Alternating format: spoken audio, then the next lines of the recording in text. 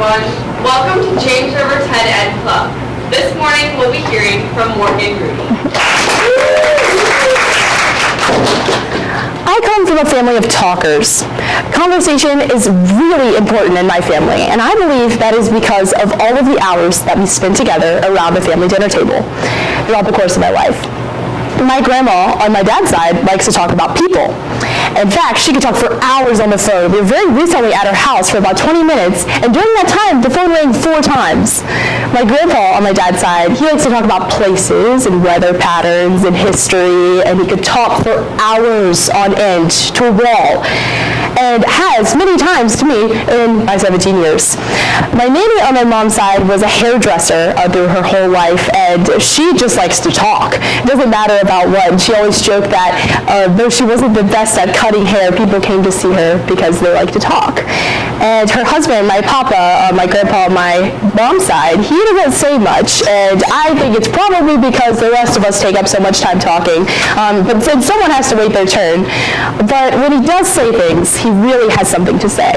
Even my mom, she tells me that when she was my age, she would stay up to all hours talking on the phone until she fell asleep every single night, and I believe that she'd still do the same if she really could. And it's evident to me that the art of conversation has evolved with every generation.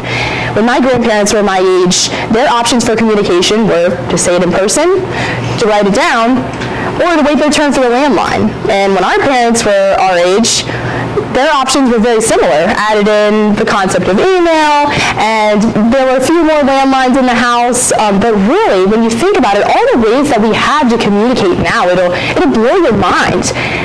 But why, in an age where we have so many ways to communicate with one another, are we talking to each other so much less? I believe that the answer is simple: family dinner. Over the past 20 years, the number of families eating dinner together on a regular basis every night has decreased by 33%. And in fact, studies show that kids and teens who eat dinner with their families are less likely to be overweight, more likely to eat healthy, have better relationships with their parents, are more likely to perform well in school, and are less likely to participate in risky behaviors. But all of those perks aside, when you really think about it, the impact that conversation has, regular deep conversation has on a person, and those conversations that would ordinarily occur during that time spent at the family dinner table, those are so important and part of your development.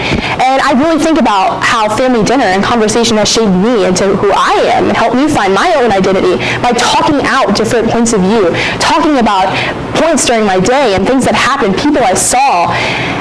And I think that these conversations have made me a more compassionate person. And when you're just scrolling and reading on Twitter and Facebook and you're seeing people's free thoughts, how productive is that really? Because you're just reading and you're taking this information in, but you're not talking it out. You're not seeing their point of view, and you're not offering your point of view to them to better understand your perspective.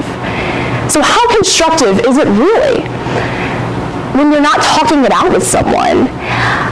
I think that there are 2 questions that we should be asking ourselves every single day that could make this process of scrolling and reading so much more productive. And it's, how can this person's ignorance or this person's point of view, how can it expand mine?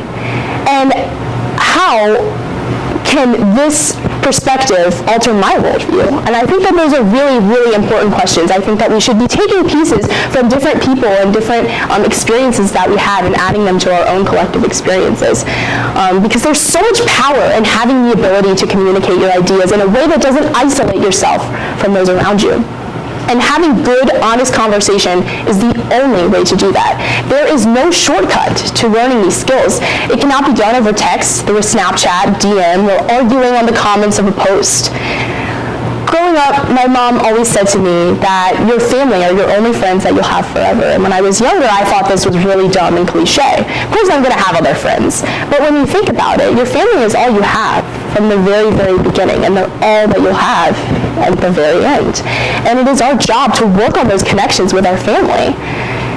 And if we don't, who knows what could happen. You never know what you're going to go through during different points of your life, and it is so important that we build these connections. And in high school, it's really, really hard to do that because of all of the pressures and distractions that affect us in our day-to-day lives.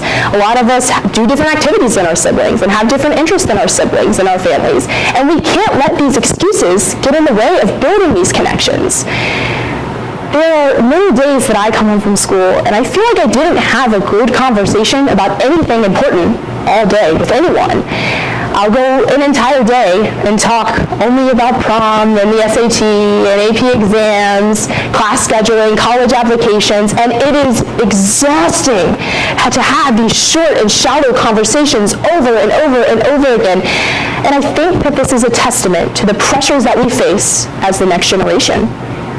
We have been taught to let these topics consume our brain space, and we are given so few opportunities to open up in classes and have honest discussions that they don't start without being prompted. You cannot convince me that there is anything more precious and valuable in this world than time, especially time well spent. And it is my most sincere belief that we are called to take opportunities when they are given, and that we are called to spend our time in ways that we will look back on later in life and be grateful for.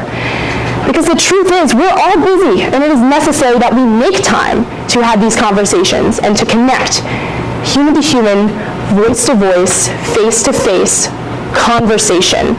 And I encourage you all to sit around the dinner table without your phones or the TV playing in the background and to have a good old-fashioned conversation, because there is no telling what you will learn without even leaving the table. Thank you.